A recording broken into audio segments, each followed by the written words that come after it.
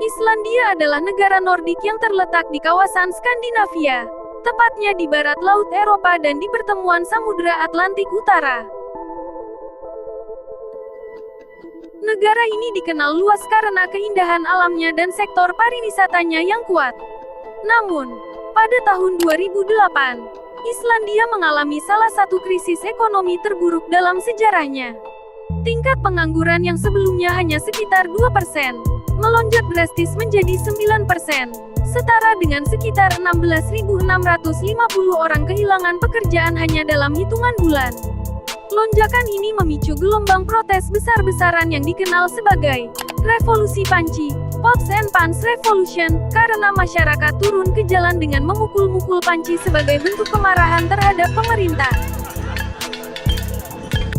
Kemarahan publik akhirnya memaksa pemerintah Islandia untuk mundur, dan pemilu dipercepat karena ketidakpercayaan publik yang begitu tinggi terhadap para pemimpin negara. Lalu, apa sebenarnya penyebab dari krisis ekonomi yang menghantam Islandia ini? Dan bagaimana langkah-langkah yang diambil pemerintah untuk mengatasi dampaknya?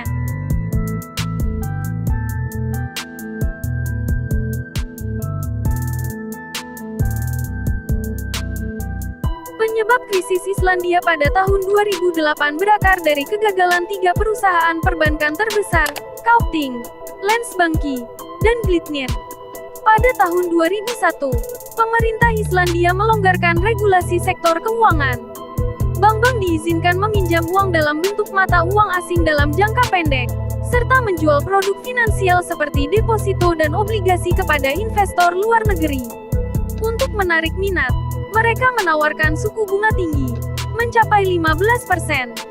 Sepanjang dekade 2000-an, ketiga bank ini melakukan ekspansi besar-besaran dengan memanfaatkan kelonggaran regulasi tersebut. Kaupthing banyak berinvestasi di sektor properti dan keuangan di Inggris dan Skandinavia, bahkan memberikan pinjaman kepada investor besar untuk membeli saham mereka sendiri. Landsbanki mengembangkan produk tabungan online bernama iSave di Inggris dan Belanda, lalu menyalurkan dana nasabahnya ke investasi properti dan instrumen keuangan berisiko. Sementara Glitnir menaruh uangnya di sektor retail, makanan, dan properti di Eropa dan Amerika Utara. Sayangnya, ekspansi yang agresif ini tidak diimbangi dengan manajemen risiko yang memadai. Ketika krisis keuangan global 2008 terjadi, nilai aset mereka anjlok drastis, sementara kewajiban utang dalam mata uang asing jatuh tempo. Ketiga bank tak mampu membayar kembali utang luar negeri mereka, dan runtuh. Akibatnya, ekonomi Islandia ikut kolaps, memicu krisis nasional yang parah.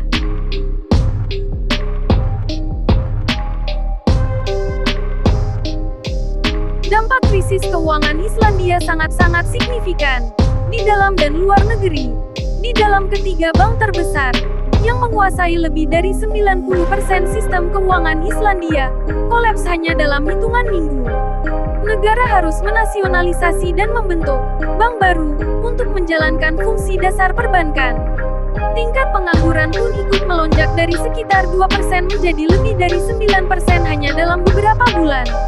Ekonomi menyusut drastis, PDB turun lebih dari 6% dalam 1 tahun. Banyak perusahaan gulung tikar dan proyek konstruksi dihentikan. Krona, mata uang Islandia, kehilangan lebih dari 50% nilainya terhadap euro dan dolar. Ini membuat harga barang impor melonjak, mendorong inflasi tinggi dan menurunkan daya beli masyarakat. Rakyat kehilangan kepercayaan terhadap elit politik dan keuangan. Protes besar-besaran meletus, dikenal sebagai Revolusi Panci atau Kitchenware Revolution yang akhirnya memaksa pemerintah mundur. Program tabungan online iSave milik Landsbanki menarik ribuan nasabah dari Inggris dan Belanda. Saat bank kolaps, dana mereka ikut hilang. Pemerintah Inggris dan Belanda lalu menuntut Islandia mengganti rugi dana nasabah sebesar lebih dari 5 miliar dolar. Islandia menolak membayar dari pajak rakyat.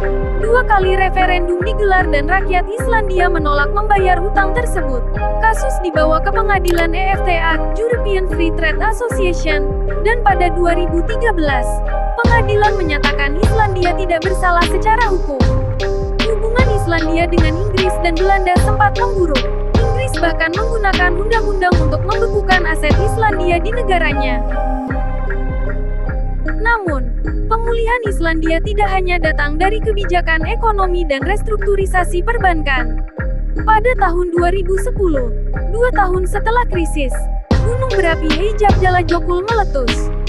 Meski awalnya dianggap sebagai bencana karena menyebabkan gangguan penerbangan di seluruh Eropa, peristiwa ini justru membawa dampak positif yang tak terduga bagi Islandia. Letusan tersebut membuat nama Islandia mendunia. Gambar-gambar spektakuler dari letusan, gletser, dan lanskap alamnya yang unik tersebar luas di media internasional. Hal ini memicu lonjakan minat wisatawan asing, dan sejak saat itu, sektor pariwisata Islandia tumbuh pesat. Pariwisata menjadi penopang utama ekonomi, menciptakan lapangan kerja baru dan menghasilkan devisa yang signifikan. Di saat sektor perbankan hancur, alam Islandia justru menjadi penyelamat ekonomi nasional. Sebuah contoh nyata bagaimana krisis bisa melahirkan peluang, bahkan dari letusan gunung berapi.